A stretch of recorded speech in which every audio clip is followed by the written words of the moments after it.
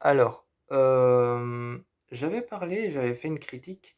J'avais fait une critique sur le film d'horreur The Boy Behind the Door.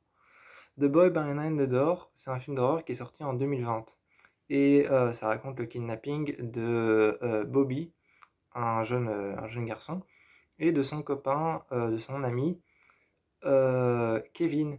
Et donc Bobby, un jour, lui, réussit à partir et à s'échapper, mais il entend les cris, les hurlements, les cris à l'aide de son copain et est obligé de retourner dans la maison. Tout ça est dans la critique, je vais passer. Hem, oui, il y avait quelque chose sur lequel je voulais revenir. Les éléments qui font peur dans le film sont vraiment très petits, comme par exemple ce passage où,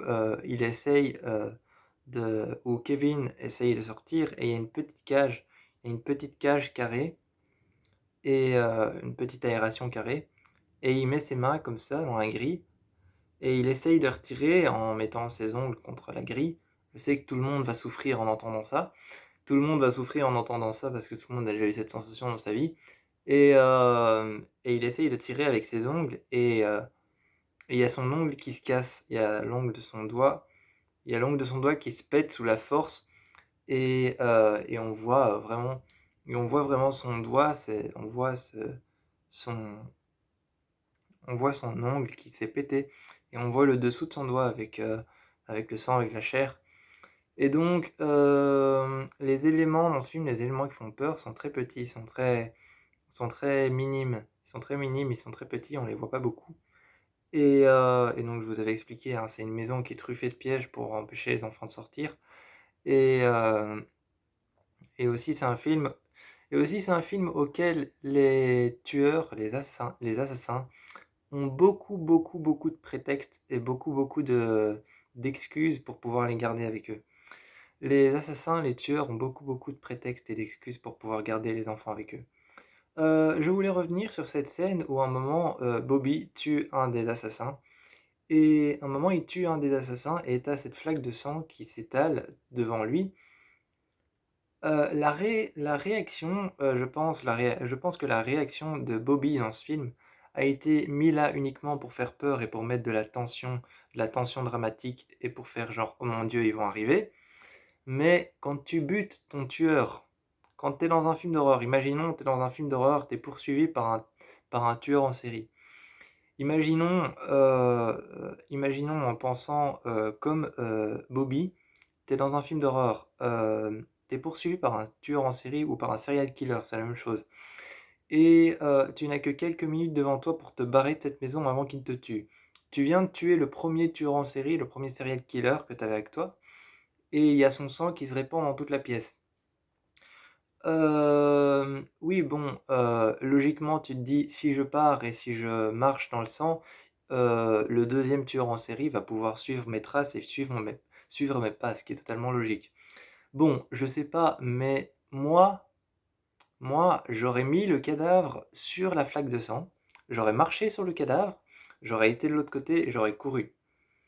Ce que j'aurais fait, c'est que j'aurais pris j'aurais pris le cadavre, je l'aurais tiré par les bras ou par les jambes, je l'aurais poussé sur la mare de sang, sur la flaque de sang, j'aurais marché sur le cadavre, rien à foutre, et je serais parti. Et au lieu de ça, dans le film, Bobby va chercher une loque, la met sous l'eau, commence à l'essorer, et commence à essayer d'essuyer la mare de sang qui est énorme. Le sang, c'est l'une des choses à nettoyer. Le sang, c'est l'une des choses à nettoyer qui est le plus difficile, c'est l'un des liquides les plus difficiles à faire partir, c'est le sang. Et lui, il se met au milieu d'un bordel monstre, au milieu d'un bordel monstre poursuivi par deux hommes qui veulent le tuer et qui veulent le garder avec eux. Euh, il nettoie le sang et il essaye de le faire partir. Mais à mon avis, cette scène a été mise là pour la tension dramatique, pour faire genre oh mon Dieu, ils sont derrière moi, ils sont à mes trousses, ils vont arriver. Mais ne nettoie pas le sang, laisse-le comme ça, laisse le cadavre par terre, mets le cadavre sur la flaque de sang, si tu veux pas qu'il te suive à cause des traces de sang, marche sur le cadavre et pars. Donc voilà, je voulais juste revenir sur ça. Un peu flippant quand même. Aussi, un passage qui m'a beaucoup fait peur, c'est quand Bobby se cache en dessous. C'est quand Bobby se cache en dessous d'un lit et que sur le lit, il y a l'un des tueurs qui s'assied, qui retire son jeans et qui retire ses chaussures et ses chaussettes et qui retire ses vêtements en fait et qui va prendre une douche. Et alors dans cette scène-là, quand on arrive à cette scène-là, on peut s'imaginer: «Oh mon Dieu, il va le violer». Désolé pour le mot, désolé pour le mot, mais tu peux t'imaginer ça, tu peux t'imaginer: «Oh mon Dieu, il va lui faire ça, il va lui il va lui faire des attouchements, des avances, des attouchements sexuels». Tu peux t'imaginer ça et non, en fait, la scène, c'est juste Bobby qui attend sous le lit, qui essaye de s'empêcher d'hurler et qui voit cet homme partir dans la douche et puis tu entends le jet d'eau qui commence et tu vois l'homme qui revient et qui remet ses vêtements et qui part. Cette scène m'a absolument terrifié, donc moi je vous encourage à aller voir le film, en même temps à aller voir ma critique et je voulais juste revenir sur ce point.